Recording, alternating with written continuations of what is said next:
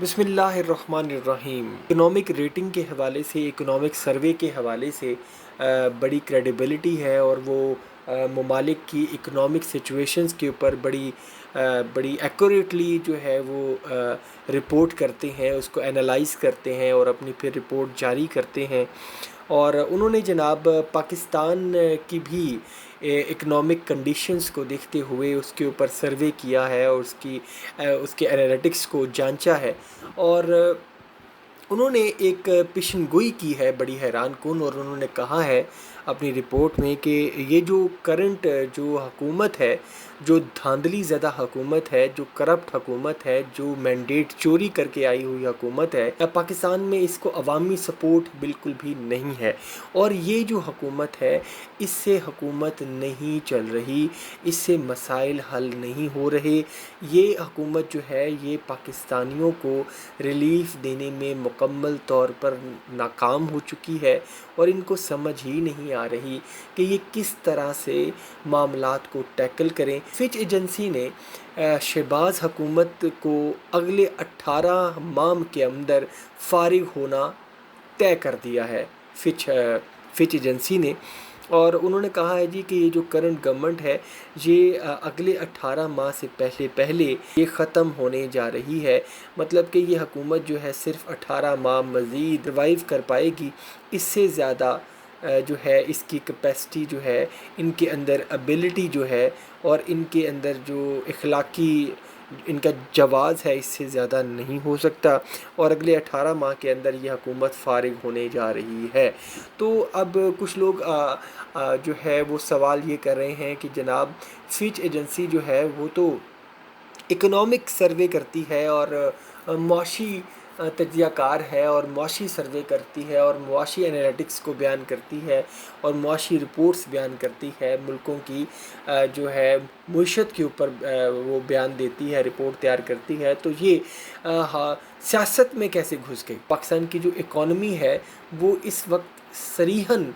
110% جو ہے وہ پاکستان کی سیاسی انسٹیبلٹی کے ساتھ جڑی ہوئی ہے۔ جو پاکستان کے اس وقت معاشی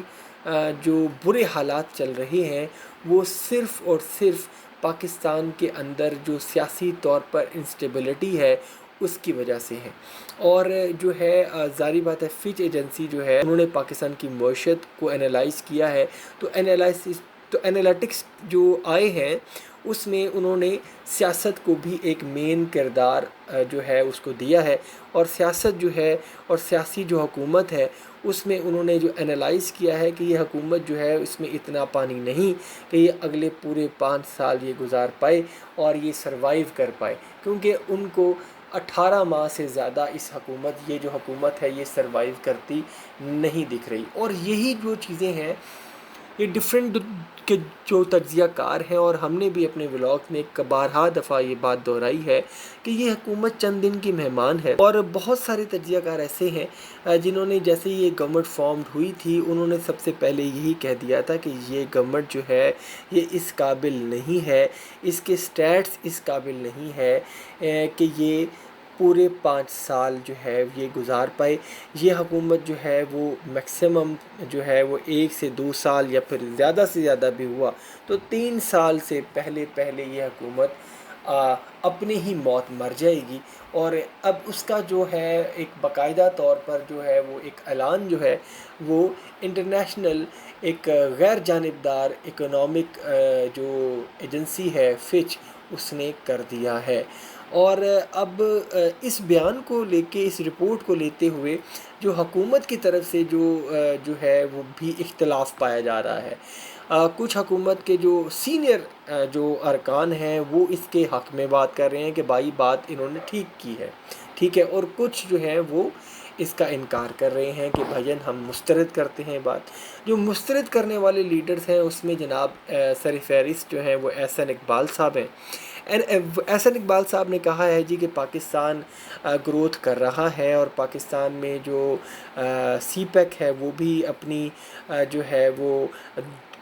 دوبارہ تیزی پکڑ رہا ہے، اور ایسی کوئی بات نہیں ہے، یہ حکومت اپنی مدت جو ہے وہ پوری کرے گی۔ اور یہ جو فچ کی جو رپورٹ ہے 18 ماہ والی، بطور احسن اقبال میں ریجیکٹ کرتا ہوں۔ تو دوسری طرف پاکستان مسلم لیگ نون کے سینئر لیڈر اور جو ہیں وہ اور وزیر دفاع جو ہیں خواجہ آصف صاحب، تو انہوں نے کہا کہ اس بات میں وزن ہے، اور 18 ماہ ایک بڑا لمبا عرصہ ہوتا ہے، اور اس میں کچھ بھی ہو سکتا ہے، کیونکہ پاکستان میں ابھی کچھ بھی بہتر نہیں ہو پا رہا، اور پاکستان کی معیشت جو ہے وہ بیساکھیوں پہ چل رہی ہے، اور پاکستان میں ابھی کچھ بہتری نہیں آئی پاکستان کی معیشت میں۔ انہوں نے باقاعدہ ایڈمٹ کیا خواجہ آصف صاحب نے، تو اس سے ریلیٹ کیا انہوں نے اس بات کو کہ بھائی اس میں وزن ہے، اور اس میں کچھ نہ کچھ بھی ہو سکتا ہے۔ تو یہ ایک بڑی حیران کن بات ہے خواجہ آصف صاحب کی طرف سے یہ جو سٹیٹمنٹ آنا، اور کہیں جو مجھے یہ لگ رہا ہے کہ خواجہ آصف جو صاحب جو ہیں لیگ نون کی جو شکست ہے وہ پڑھ لی ہے، اور وہ بھی گھاک سیاستدان ہیں، بڑے دور اندیش ہیں۔ انہوں نے اپنی دور اندیشی سے اس بات کو وہ مان چکے ہیں اندرونی طور پر کہ بھائی جو ہے غلط مینڈیٹ سے اور چوری کے مینڈیٹ سے لائی گئی حکومتیں جو ہیں وہ 5 سال کی اپنی مدت جو ہے وہ کبھی بھی پورا نہیں کر پاتی، کیونکہ آپ عوام کے ریئیکشن کو کب تک دبائیں گے؟ عوام کا جو ریئیکشن ہوتا ہے، عوام کا جو غصہ ہوتا ہے، آپ اس کو زیادہ دیر جھیل نہیں سکتے۔ پی ٹی آئی کو بین کرنے کی جو سازشیں چل رہی ہیں، حکومت کی طرف سے بیانات آ رہے ہیں کہ پی ٹی آئی کو عنقریب بین کر دیا جائے گا، تو اس کے جواب میں پی ٹی آئی لیڈرشپ کی طرف سے جو ہے وہ پریس کانفرنس کی گئی، اور انہوں نے کہا تھا کہ جی کسی کا باپ بھی پاکستان تحریک انصاف کو بین نہیں کر سکتا، اور پاکستان تحریک انصاف اس وقت عوامی مینڈیٹ میں سب سے ٹاپ آف دا لائن جماعت ہے، اور سب سے مقبول ترین جماعت ہے، اور سب سے زیادہ ووٹ لینے والی جماعت ہے۔ تو آپ یہ جمہوری ملک میں رہتے ہوئے جمہوری تناظر کے اندر کیسے ایک ایسی پارٹی کو بین کر سکتے ہیں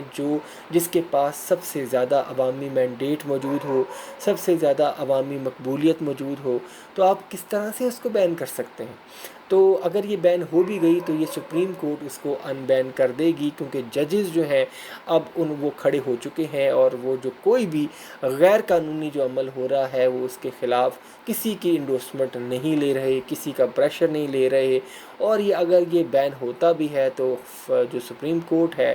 وہ پاکستان تحریک انصاف کو اس میں ریلیف ضرور دے گی۔ امید ہے جس طرح کے جو ججز حضرات آئین و قانون کے ساتھ چل پڑے ہیں۔ اور